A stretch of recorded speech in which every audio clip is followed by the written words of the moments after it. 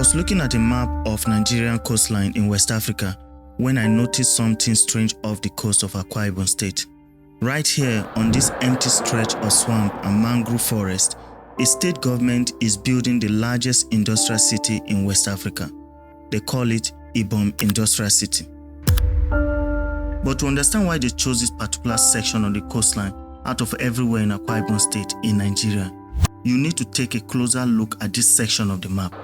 Right here, the seabed drops to 18 meters naturally. That matters because the Port of Lagos, the busiest in the country, operates at about 12 meters after dredging, which means the biggest cargo ships can't actually dock there. This spot, 18 meters, the biggest ships could sail straight in. But wait a minute, let's zoom out a bit, because this particular section of the map is what really got me. 90% of Nigeria's maritime cargo passes through Lagos, one city, 220 million people's import and export, and almost all of it bottlenecks through here. Meanwhile, the entire eastern half of the country, south-south, southeast, tens of millions of people has no deep water port at all. And that 18-meter deep water is sitting right in the middle of that gap. So, about 25 years ago, somebody looked at this exact map and asked the obvious question, why not build here? And the answer they came up with wasn't just a port, it was an entire city, 14,500 hectares, $4.2 billion master plan by one of the largest engineering firms on the earth. A twin project, as you know. Ibom Industrial City, we have completed our work in the sense that the master plan had been approved, infrastructural design, detailed infrastructural design had been produced and approved. 4 different governors have spent a quarter of a century trying to make it real. This is that story.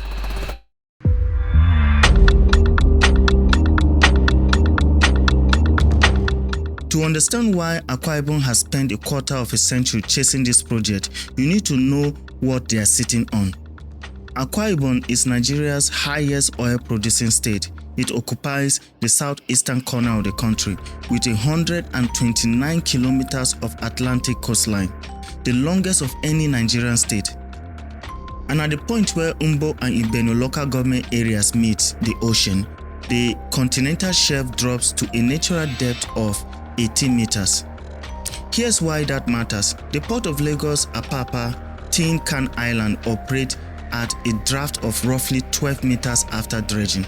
That means the largest cargo ships in the world cannot dock there. They anchor offshore, transfer their cargo onto a smaller feeder vessel, and those smaller vessels bring the goods to the port. It is slow, it is expensive, and Apapa has become one of the most congested transport corridors in West Africa. Ibom's coast doesn't have that limitation. 18 meters of natural depth. Vessels carrying 120,000 deadweight tons could sail straight in without any dredging. The approach channel is 20 kilometers long and 450 meters wide, enough for two-way vessel traffic. The turning basin is 600 meters across, and the location just sits 20 nautical miles from the main deep sea trade routes. For comparison, some of the other sites they evaluated were 75 nautical miles away. So Akwa Ibom asks the question any state with this kind of natural advantage would ask: what if we didn't just export crude oil from this coastline? What if we build an entire industrial city around the deepest natural harbor in the country? That is Ibom Industrial City. The seaport, the Ibom Deep Sea Port, covers about 2,500 hectares at the center of 14,500 hectare development. Around it, the master plan lays out heavy industry and logistics adjacent the port, petrochemical processing, shipbuilding yards, an ICT hub, and then residential and commercial zones further inland. A 55-kilometer, 8-lane coastal highway would connect it all to the existing road network. Land has also been reserved for a future light rail system. The master plan was developed by Dar Al-Handasa, a global engineering consultancy with projects across the Middle East, Africa, and Asia. PwC served as a program manager. A Singaporean-based port consultancy called Global Maritime and Port Services provided the transaction advisory. This is not just a fantasy, this is a project that some of the most credentialed infrastructure firms in the world have put their names to. The engineering case is real, the geography is real. The question has always been, can Akwa Ibom make it happen?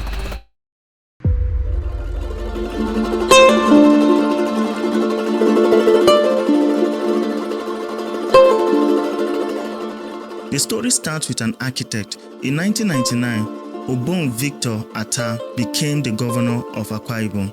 He was not a career politician, he was a trained architect who had designed buildings across Nigeria and had developed the original master plan for Uyo, the state capital, when it was first established. He understood spatial planning, he understood how infrastructure creates economies. Atta looked at this state's coastline and saw what engineers see: natural depth, proximity to international shipping lanes, and a continental shelf with world-class port potential. He initiated the first plans for what was then called the Ibaka Deep Sea Port, sited at Ibaka Bay in Umbo local government area. He started the Ibom Power Plant. He built the international airport that now carries his name. He was an architect and he was laying the foundations of a state. But Atta's tenure ended in 2007 and the seaport, the centerpiece of his industrial vision, stayed on paper. His successor, Godswill Akpabio, advanced the preliminary studies, but the project didn't break ground. It would take another governor to push it to the next stage. In 2015, Governor Udom Emmanuel took office and made the Deep Sea Port his signature project. He moved with purpose. He set up a dedicated technical committee, secured Federal Executive Council approval for a public-private partnership model, hired Singaporeans GMAPS as transaction advisory, brought in PwC, commissioned Dar Sanda to draw the full master plan, got 14,500 hectares designated as a federal free trade zone. Then came the procurement. In January 2018, a formal request for quotation went out. 8 companies applied, 3 were shortlisted, and by the end of 2018, a consortium of Bolloré African Logistics, the largest port operator on the African continent, and Power China International Group was selected as preferred bidder. They were offered a 50-year concession to build and operate the port. China Harbour Engineering Company was named as the reserve bidder. These were not just speculative players. Bolloré operates 23 ports across Africa. Power China is the world's largest hydropower and infrastructure construction group. For the first time in history, Ibom Deep Sea Port had major international partners at the table. But then the project hit a wall. When Emmanuel's administration renamed the project from Ibaka Deep Sea Port to Ibom Deep Sea Port and shifted the location from Ibaka Bay to Ibeno Umbo coastline, it triggered a fierce backlash from Oro Nation, the largest ethnic group in the state. Ibaka Bay was in their territory. They had prepared for the port's arrival for years, and they saw the relocation as a political betrayal. The state government position was technical. 5 locations along the coast had been evaluated by engineers. The new site was selected based on proximity to the deep sea trade route, 20 nautical miles versus 75, along with lower environmental impact, less soil improvement needed, and better nautical access. The technical case was sound, but the political damage was done. The Oro community filed petitions, public protests followed, and Bolloré, the preferred bidder, pulled back. It was a serious setback. Losing the largest port operator in Africa is not something you recover from easily. But here is what did not change. The federal approvals held. In December 2020, the Federal Executive Council signed off on the full business case. the final bureaucratic clearance the project needed. Every regulatory, environmental, and technical approval was now in place.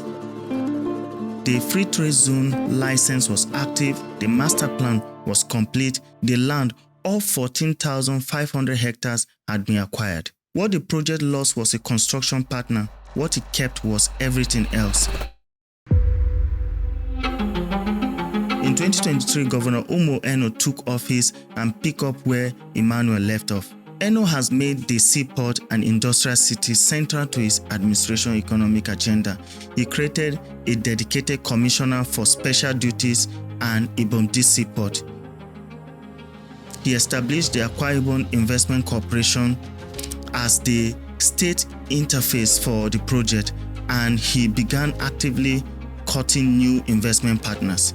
In October 2025, Senate President Godswill Akpabio himself, a former Akwa Ibom governor, publicly told Vice President Kashim Shettima that the deep sea port was the single most important thing the state needed from the federal government. The political backing at the national level is now explicit. Then in January 2026, the state government signed a memorandum of understanding with Interaf Group Consortium, outlining a framework for collaboration on both the deep sea port and the industrial city. Former Petroleum Minister Don Etiebet, who has championed the project for nearly 2 decades, called it a significant milestone. A month later, the state hosted a 3-day Blue Economic Summit, bringing together maritime experts, logistic professionals, and potential investors. The message from Eno administration is clear. This project is not dormant, it is being actively pursued. Here is the part of this story that most people miss. While the seaport has been working through its procurement financing challenges, Akwa Ibom has not been standing still. The state has been building an industrial ecosystem piece by piece that will plug directly into the port the moment it becomes operational. Start with Ibom Air. It is the only state government-owned commercial airline in Nigeria, launched under Emmanuel's administration. It operates scheduled flights connecting Uyo to Lagos, Abuja, Enugu, and Calabar. It is not a vanity project. It is a functioning airline that gives the state direct air connectivity to the rest of the country. Then there is Ibom Power Plant at Ikotabasi. It has been operational since 2009, generating 191 megawatts from natural gas. Its license has been expanded to 685 megawatts to accommodate a planned phase 2 expansion. In a country where power supply is the single biggest constraint on industrial activity, Akwa Ibom built its own power plant. And then there is the Liberty Oil and Gas Free Trade Zone, a 50,000 hectares spread across 6 local government areas. It is the largest oil gas free trade zone in West Africa, established by presidential declaration in 2020. It is jointly promoted by state government, the NNPC, and the American private equity firm Black Rhino Group.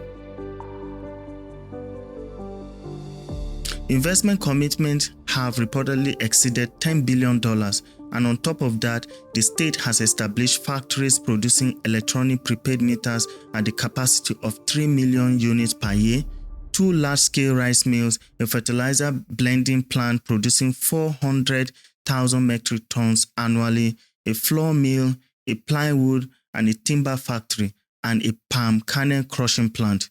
These are not announcements, they are operational facilities creating jobs. What Akwa Ibom has done is build the supporting infrastructure for an industrial city, while the anchor project, the port, works through its financing. That is not failure, that is preparation. And the need is real. Nigeria currently funnels over 90% of its maritime cargo through Lagos. The Lekki Deep Sea Port opened in 2023, offering some relief, but it serves the western corridor. The eastern Nigeria, the south-south, the southeast, and the gateway to Central Africa still has no deep sea port of its own.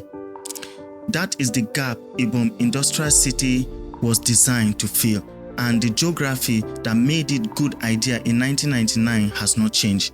The the seabed is still 18 meters deep, the trade route is still 20 nautical miles away, and the demand for an eastern deep sea port is more urgent now than it has ever been. There is a version of the story where 25 years without construction is the whole point, where every MOU, every new government, every new partner is just another chapter in the cycle of promises. That version of that story gets told a lot about African infrastructure. But there is another version, one where a Nigerian state using its own revenue, its own engineer, its own political capital, identify a genuine world-class asset on its coastline, drew up master plan with some of the best infrastructure firms on the planet, secured every federal approval, built an airline, a power plant, a free trade zone, and a dozen factories while waiting for the anchor project to clear its financing. One where the seabed is still 18 meters deep, where the trade route is still 20 nautical miles away, where the need for an eastern deep sea water port grows more urgent every year.